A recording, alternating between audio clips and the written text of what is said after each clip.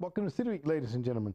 Today I'm being joined by the Public Information Officer from the Troup County Sheriff Office, Sergeant Stewart Smith. Sergeant Smith, welcome to the show. Thank you, Alton. It's a pleasure to be here. Well, it's a pleasure to sit down with you, and I know this week, last couple of weeks, you have been a busy man. Just a little bit, yes, sir. Just a little bit. But Stuart, let me, before we get started and talk about the things, tell us a little bit about what your role is. Well, the main function as the PIO is I'm kind of the liaison between us and the media and the public, and we've certainly had a lot of events this week, and I've certainly been in that role. That's right. Several times. I also do a lot of school safety programs for our third graders. I do our neighborhood watch programs, our Explorer program, and just various other programs that we have at the sheriff's office and any other thing that the sheriff needs me to do.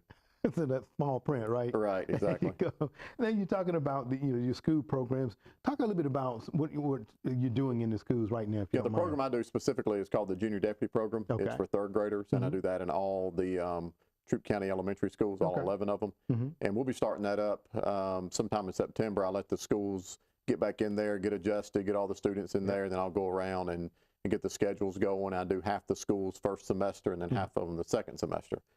Just kind of break it up a little bit, and we'll get that kicked off sometime in September. Absolutely. And it's so important that the young people see police officers as their friends, and not to be afraid of them, and to know that they can call on them. Yes, sir. And it's so important that you instill that in them at a young age. And I remember back to my days of being in the classroom, and they don't forget you. Yeah. As a matter of fact, yesterday I was at my daughter's open house at Long Cane Middle School, and one of the kids, I assume from our junior deputy days, came by. I guess he's a sixth grader now. Came up and recognized me from Rosemont and spoke to me a little bit. So that was pretty neat, just seeing those that they remember you during those programs. That's right. And I think it's making a big impact in our community. And you guys hats off to you guys for what you do there. And also, not only do you guys offer the junior deputy programs in the school, but you also have citizen gun safety classes. Talk a little bit about that. We do. We've got our next one coming up on September 8th, and we've done at least 20 of them since 2013, and we have about 20 to 24 citizens that participate, and they can call me at the sheriff's office, and we'll sign them up, and they complete a application. It's one page front and back. And we ask they have to be 21 years of age, and they have to be a Troup County resident. And it's for males and females. A lot of times we'll get more females than we do males, and sometimes we get a couple in there, and they'll compete for each other, and a lot of times the female will win that competition sometimes. But it's been a good program. We teach basic gun laws, basic handgun safety, and then we give them a little certificate to take with them. They can hang on their wall at their office or home, So it's been a good outreach for the citizens as well. Okay, very good. And the next one, again, is September the 8th, and you get about 20. So you still have some slots available? We do. Okay. Yes, sir. All right. Now, where will the actual training take place? We do it at our training facility on Hamilton Road. It's located next to the old Georgia State Patrol post, and that's where the participants park, and then we walk up a little road to there, and we start at 8 o'clock in the morning, and we're usually done before noon. We like to get started early because it gets kind of warm up on that hill. That's right. That's right. Now, let me ask you, after they've gone through this class, Wesley, and they want to carry their gun, do they have to go and get a permit after they go through the class with you? This doesn't certify you as a shooter. It just gives you, and most people that come through, a lot of them already have their gun carry license. All right. But what they can do, and of course, there's 3 places where you don't have to have a carry license. That's at your home, your business, or in your car. But if you want to carry it on you out in public, then you go to the probate judge's office and get a carry license. I think it's about $80 or $82 for 5 years. And they take you through the process. Very good. And it's so important that people go through those gun safety, because one thing that you don't want to do is have a weapon and they don't know how to utilize it. Exactly. And that's what we get. A lot of people, they'll have a gun in their home. They haven't used it in 10 or 15 years, and they want to be familiar with it. And one thing we do when they bring their handgun, we'll inspect it to make sure it can shoot. Because we've had some come through and it could be rusted or the firing pin not work. And so we check those out for them. And if that's the case, we do have some of our handguns that we bring. And also, if they don't have a handgun, they can still come to the course. They just let us know, and they can use one of our guns as well. Now, you're speaking more or less about handguns. Do you show in rifles, any guns like that? We focus on handguns. We talk briefly on shotgun or rifle safety, but we don't use any of that on our range. It's just specifically handguns. Very good. And as long as they get that training, know how to operate them properly, that's well enough. Correct.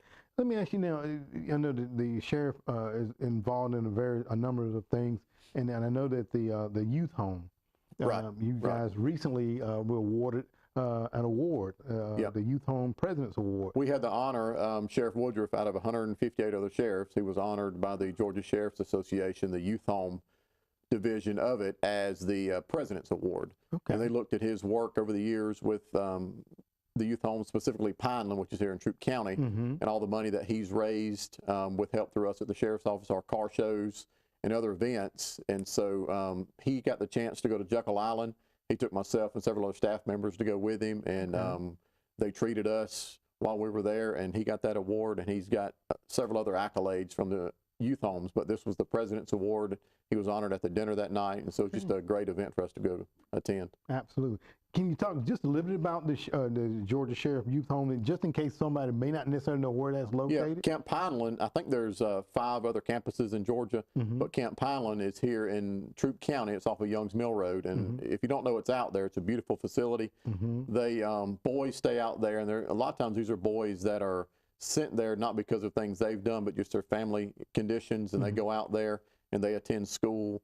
They live there, they eat there, they have a lot of recreation for them out there. It's just a great facility, and we do a lot of fundraisers throughout the year, a car show, and a softball tournament's also being planned for this year. And so, but it's just a great location, and the sheriff has always, for many, many years, even before he was sheriff, supported Camp Pineland out there. You know, and I have not been out there in quite some time, but I remember going out back when Shane Goddard was the executive director there. And Shane still works with the youth homes, but I think he's actually, a coordinator. I don't know his official title, but he oversees all of the youth homes himself. The director out there now is Mr. Wayne Pittman. Wayne Pittman, okay. Yes, I know Wayne as well. Oh, okay.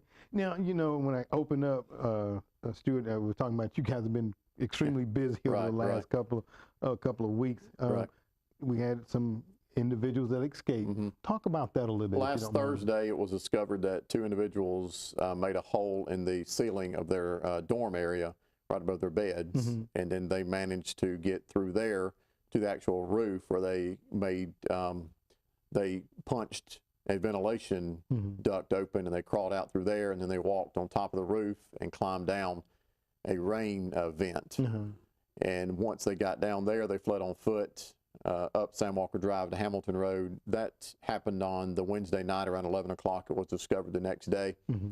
And then that Friday, we captured one of the individuals actually on Hamilton Road near Cedar Street. And then the last individual was captured this past Monday on Wallace Street. And it was great cooperation between LaGrange Police Department, also at Harris County.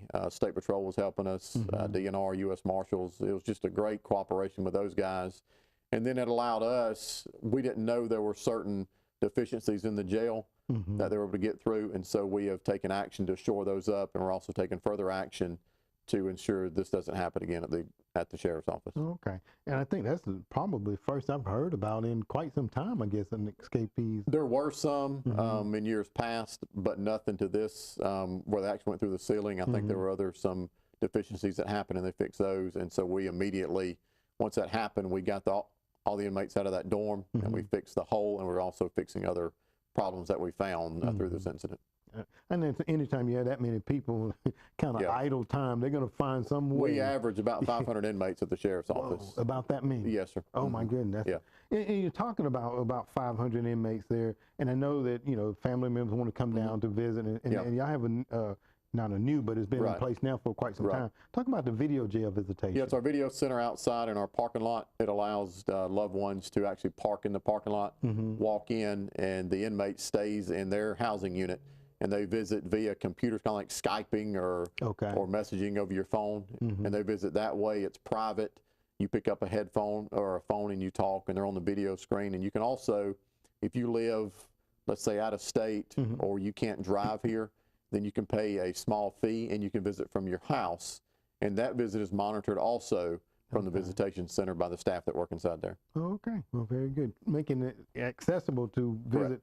Yes, hopefully we can and then get also, that it also down. cuts down contraband being brought into the facility as well. I'll go that way. As it kind of cuts down. It does. And talk about, because I've gone down to the jail, and you just be kind of surprised at some of the ways that individuals try to bring it in, and Bibles. Talk about that. They can try to throw it over the fence. They can bring in packages. They used to be allowed to get mailed in like cards, like what you think of holiday card or Christmas cards, and they would try to sneak stuff in there.